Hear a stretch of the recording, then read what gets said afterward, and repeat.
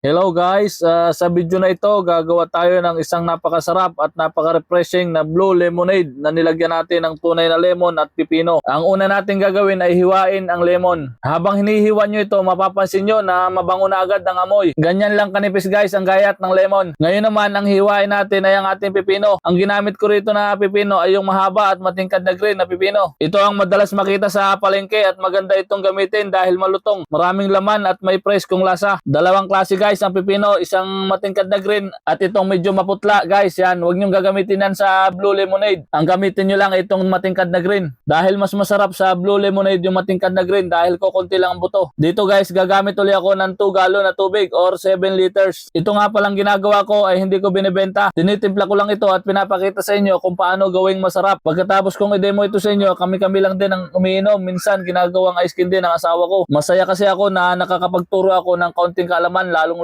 na sa mga gustong mag-umpisa ng mga gantong negosyo guys na hindi pa alam kung paano. Itong gagamitin ko ulit na blue lemonade powder ay 500 gram. Paalala lang uli guys, hindi na ito nilalagyan ng asukal dahil ito ay timplado na. Itong 500 grams na lemonade powder ay para sa 10 liters na tubig. Pero tinitimpla ko lang sa 7 liters na tubig dahil maglalagay pa tayo ng yellow guys. Pag tunaw na ang powder, ilagay na ang lemon at pipino. Ang nilagay ko pala dito guys ay 2 lemon at 1 pipino. At ito guys ang presyo ng bintahan. 7 ounce, 5 pesos, 10 ounce, 10 pesos, 12 ounce, 15 pesos. At ang nilagay kong yellow dito ay 2 galon. Mas magandang yellow dito guys ay tube ice. Ayan guys, kung nakikita nyo, sobrang sarap niyan guys. Isa din ito sa paborito kong flavor ng mga palamig dahil hindi siya nakakaumay, parang soda. Kung nagtitinda kayo ng palamig, mas magandang subukan nyo ang ganitong style dahil mas naaakit ang mga customer kapag nakikita nilang may tunay na sangkap na nakahalo sa inumin. Ayan guys, tapos na ang ating blue lemonade with fresh lemon at cucumber. Napakasarap, napaka-presko at perfect